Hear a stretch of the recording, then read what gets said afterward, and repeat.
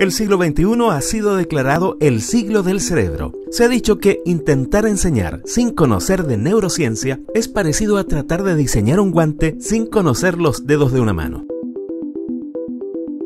La Asociación Chilena de Neuroaprendizaje es una consultora en educación dedicada a hacer divulgación sobre la ciencia del cerebro aplicada a la educación. Nuestros especialistas se destacan por su formación transdisciplinar, combinando la neurociencia educativa con los ámbitos de psicología, salud o educación. Buscamos cumplir nuestra misión a través de 3 líneas. 1. Ferias escolares, dedicadas al cerebro, la salud y estilo de vida. A través de la metodología de aprendizaje basado en proyectos, alumnos y profesores realizan estas jornadas para impactar a su comunidad educativa. 2. Programa de formación continua. Más de 10 diplomados que ofrecemos en inglés o español, en Chile y en Latinoamérica, en modalidad presencial y en su nuevo formato en vivo online. 3. Programa de mentoría para la innovación metodológica, que consiste en el acompañamiento, la observación de clases y tutorías de un especialista en su colegio. Luego de haber cursado alguno de estos programas, se puede acceder a las pasantías pedagógicas con alternativas disponibles en Chile, Argentina, España o el Reino Unido. Asociación Chilena de Neuroaprendizaje. Celebramos el aprendizaje, divulgamos ciencia, creamos comunidad.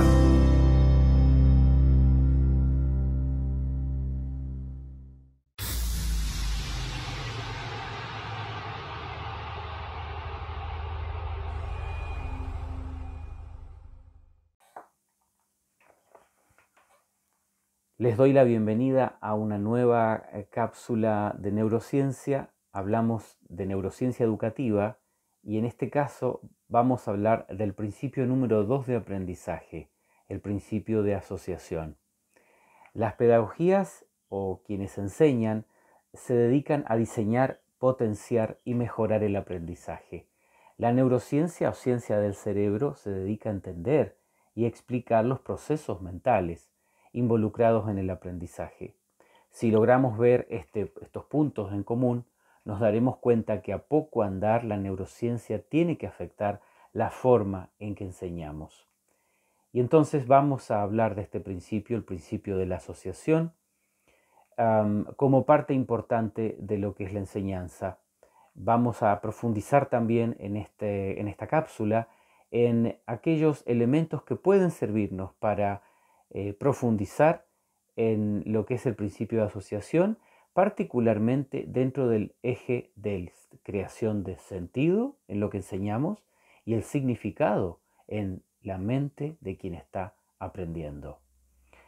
La pregunta que queremos responder de fondo es: ¿qué fenómenos mentales deben darse para que un aprendizaje sea a más largo plazo y no haya olvido rápidamente de cierta información? Algo que es muy importante cuando estamos educando o cuando estamos formándonos a nosotros mismos en una nueva área del conocimiento. Es bien sabido que la formación de memorias se relaciona a la conexión entre neuronas, que a medida que se va dando un aprendizaje en el tiempo, vale decir, se da repetición, unas con otras se van asociando formando un maravilloso engrama que es justamente el que instala la formación de memorias. Sin embargo, ¿de qué maneras podemos nosotros colaborar en la formación de esas memorias de manera a largo plazo? Vamos a trabajar a continuación 3 llaves importantes que nos pueden permitir lograr en el alumno, en el estudiante, ya sea un niño, un adolescente o un adulto, que se instale el aprendizaje a largo plazo. Y la primera de las llaves tiene que ver con no dar el aprendizaje por dado, no dar el aprendizaje por logrado hasta comprobarlo. Sabemos que todos interactuamos con el medio donde nos movemos a través de nuestros sentidos, lo que nos permite procesar, recibir información y llevarla a lo que llamamos registro sensorial. Es así que podemos llegar a un concepto que damos en llamar el semáforo del aprendizaje, donde hay luz roja a veces, hay luz amarilla de alerta y otras veces luz verde. La luz verde en este semáforo la vamos a equiparar a las condiciones naturales que tiene el cerebro humano para generar aprendizajes. ¿Sí? Ahora bien, hay luz amarilla y luz roja, y a esas las vamos a equiparar con ciertos interrogantes que el cerebro humano se hace de manera metafórica al momento de exponerlo yo a un nuevo aprendizaje, a un nuevo desafío de aprendizaje. Y eso es lo que vamos a dilucidar en las siguientes dos llaves. Pero recordemos entonces cuál es la primera: no dar por hecho un aprendizaje hasta no comprobar que ha sido realizado exitosamente. La segunda de las llaves es planifica para la construcción de sentido en quien está aprendiendo, en su mente y en sus ideas. ¿Y qué es esto de planificar? Bueno, ya habíamos hablado de la importancia que tiene las condiciones naturales, la luz verde, pero a poco andar, cuando quiero presentar nueva información a quien está aprendiendo, se dará la primera interrogante, y por eso decimos que la segunda llave es planificar para la construcción de sentido. ¿Sí? Entonces, esa luz amarilla tiene que ver con la creación necesariamente de sentido en el cerebro de quien aprende. Dicen los especialistas que creación de sentido en mi cabeza, en mi mente, tiene que ver con responder a la siguiente pregunta. ¿Entiendo lo nuevo, la nueva información basado en experiencias previas, en otras experiencias que he tenido antes en la vida? Y fíjense entonces cómo debe darse sí o sí la asociación entre ideas que ya había aprendido antes y las nuevas ideas, la nueva información que alguien quiere enseñarme ahora. Entonces es importante que quien planifica una clase, quien planifica una enseñanza, responda a esta pregunta varias y repetidas veces durante una sesión. ¿De qué maneras ayudo al otro cerebro a entender la nueva información basada en experiencias previas? Quiero dar un ejemplo. Supongamos que estoy intentando enseñar en la clase de ciencias el movimiento de traslación del planeta Tierra en, digamos, primer año de la enseñanza básica, a los 6 o 7 años de vida. Entonces, allí se dan dos problemas al intentar que el cerebro de ese niño genere sentido. Primero, hay una posible conexión con lo que ya sabía o un posible conflicto con lo que sus sentidos percibían. Y claro, el movimiento de traslación no es algo que podamos a simple vista percibir. Entonces, es importante en cuanto a la posible conexión con lo que ya sabía ese estudiante, relacionarlo con las estaciones del año, con los cumpleaños, con otras festividades que él ya conoce.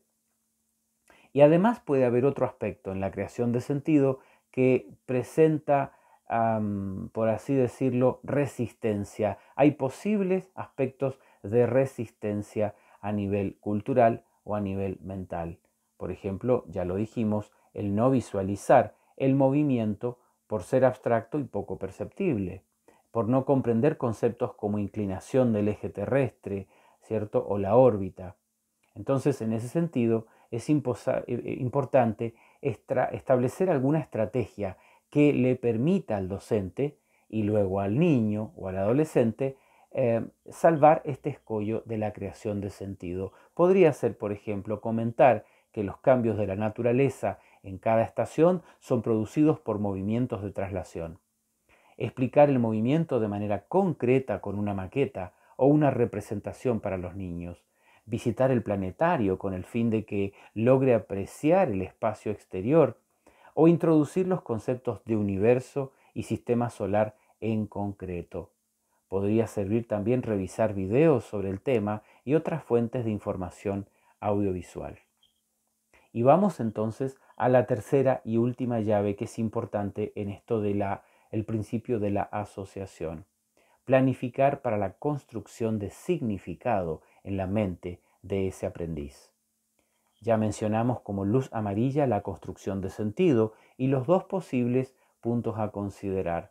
Y en la construcción de significado consideraremos como el símbolo del semáforo del aprendizaje la luz roja. La pregunta que debe responderse ese cerebro ¿es importante que aprenda esto? ¿Para qué?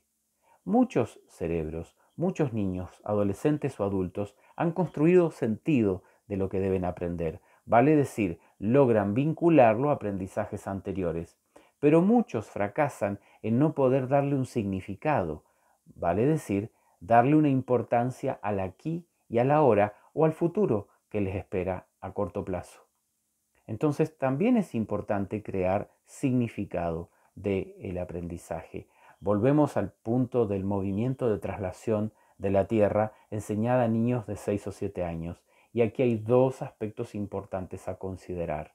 En primer lugar, aspectos relacionados con la etapa evolutiva del niño.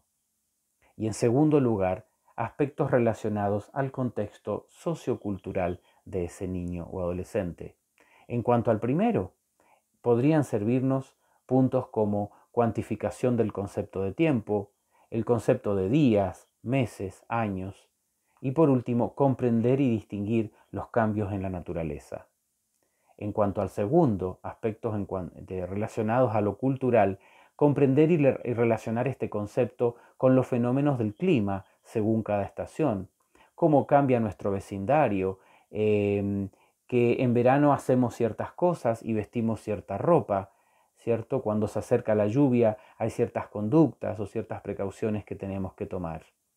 En relación a esto, podemos relacionar este movimiento con nuestra cotidianidad, el cambio de vestimenta y comprender la relación de esto con nuestro diario vivir. Entonces así resumimos, el semáforo del aprendizaje, la luz verde tiene que ver con las condiciones naturales que presenta el ser humano a nivel de procesamiento cerebral para aprender. La luz amarilla con la importancia que tiene responder a la pregunta ¿entiendo lo nuevo basado en mis experiencias pasadas? Vale decir, la creación de sentido. Y la luz roja del semáforo del aprendizaje tiene que ver con responder positivamente a la pregunta ¿es importante que aprenda esto? ¿Para qué? Y eso es creación de significado.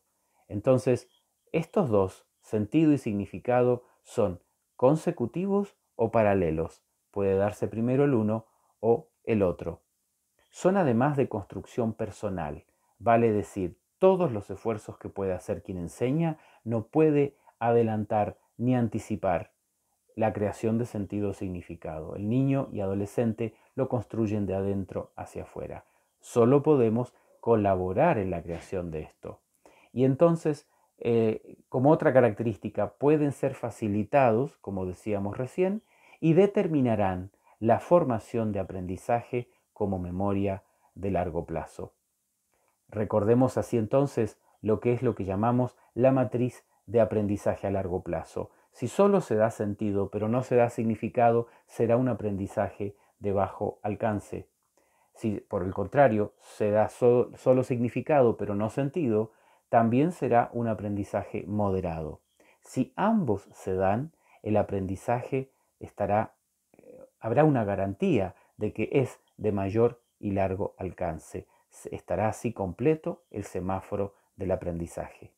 Muy bien, mucho éxito entonces en la conformación de este semáforo del aprendizaje cada vez que tengamos que impartir alguna clase y por lo tanto en la formación y el principio de la asociación en el cerebro